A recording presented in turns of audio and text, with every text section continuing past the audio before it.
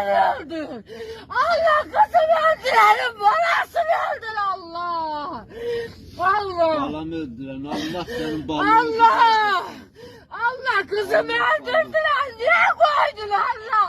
Mən Davər Munadi, Fərzənd Həzi, Pedər Venus Munadi. Bu da mənim xanımımdır, Reyhan yoldaşı.